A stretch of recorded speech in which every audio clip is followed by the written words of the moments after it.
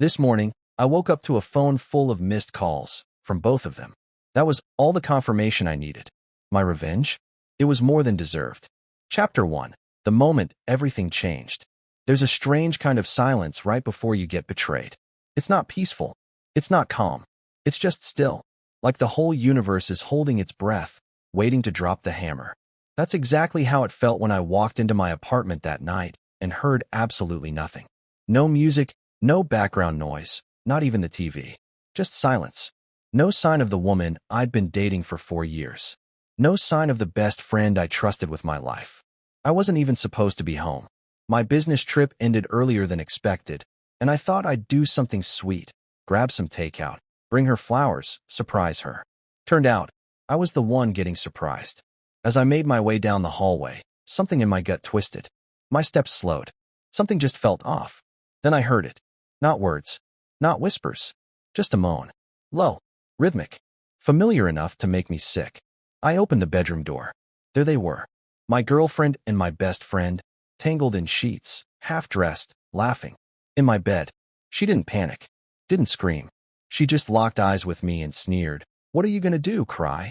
He chuckled beside her like it was some sick joke. Like I was the punchline. And right then, something inside me flipped. It wasn't the love that broke, or the trust. It was the part of me that believed people like them ever deserved forgiveness. I didn't raise my voice, didn't throw a punch. I just smiled, turned around, and gently closed the door behind me. The elevator ride felt like forever, but I didn't cry, didn't tremble. I just kept hearing her voice echo in my head. "What are you gonna do, cry?" That one line hit harder than any scream ever could. I got to my car and sat there, staring at the dash. The flowers I brought were still on the passenger seat.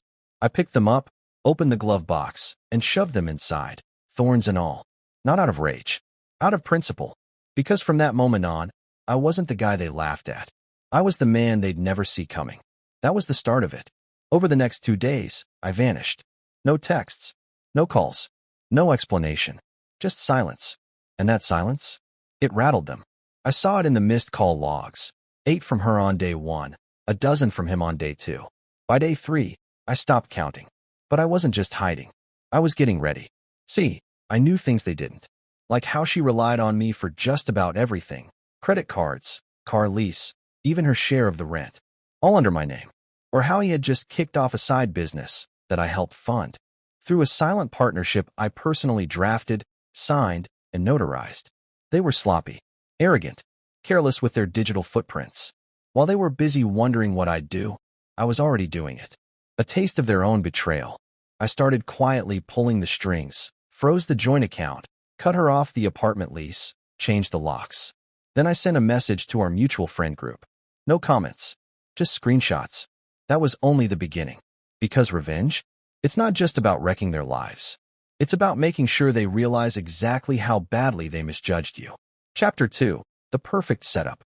You'd think after being caught like that, they'd lay low. But nope, not them. They doubled down. 2 days later, she posted a heavily filtered selfie with a caption that said, "Sometimes betrayal sets you free. New beginnings." He threw up some cryptic meme on his story. The real ones stay. The fake ones expose themselves. Honestly, it was almost cute.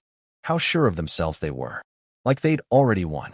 Meanwhile, every smug post, every self-righteous word, just added fuel to the fire I was building in silence.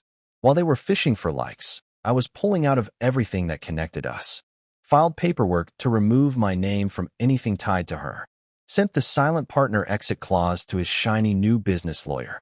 I had everything I needed, solid proof that she'd been misusing my money. And I was lining up one last move. Something they never saw coming. Something public, but not messy.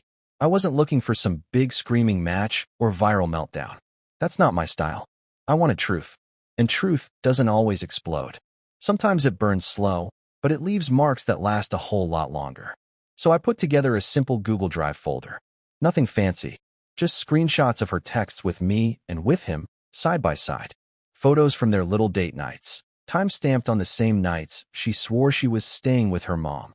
And the cherry on top? Bank records. My money. Used to buy his gaming setup. I named the folder Loyalty. Kind of a digital autopsy, side by side.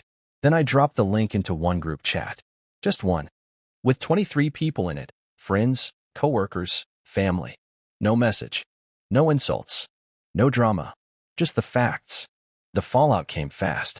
Within a few hours, my phone lit up. Her cousin messaged me. "Are you okay? I can't believe what I just saw." His brother texted too. "Dude, I thought he was your best friend. I'm sick." And then her boss called. Yeah, her boss. Left me a voicemail saying, "We need to talk. There are some serious conduct concerns we need to address." As for her, she posted one last cryptic thing before vanishing off social media completely. People love to destroy what they can't control. Nice try, sweetheart. I didn't destroy you. You did. All I did was hold up the mirror. Chapter 3. The Knockout. By the weekend, her life looked a lot like the apartment I once let her decorate, flashy, but built on nothing. And now it was crumbling. She tried to reach out, sent texts, called me from blocked numbers, even wrote this long, dramatic email with the subject line, "Please, let's talk." Said I didn't understand, but I did. Oh, I understood perfectly. She only wanted to talk now that her job was being reviewed for ethics violations. Her family was grilling her about the timeline. Rent was due, and the keys she once had no longer worked. And the best part? My ex-best friend?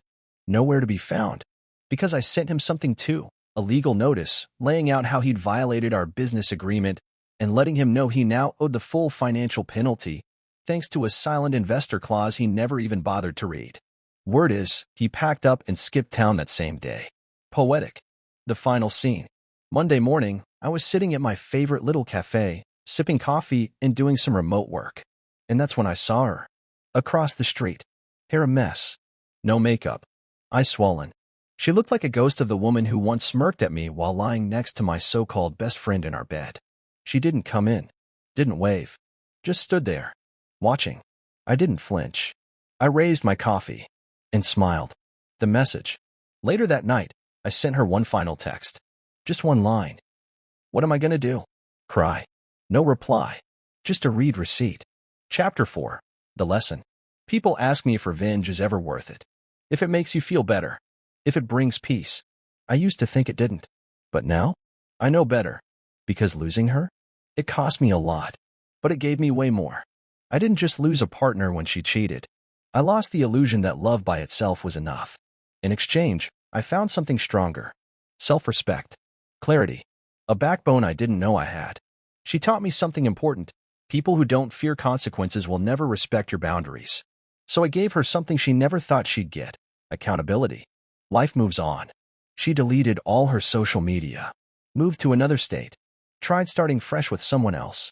But people remember. And stories stick, especially when they're true. As for me, I thrived.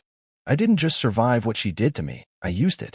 Turned it into a lesson for anyone who's ever been laughed at for being too loyal, too trusting.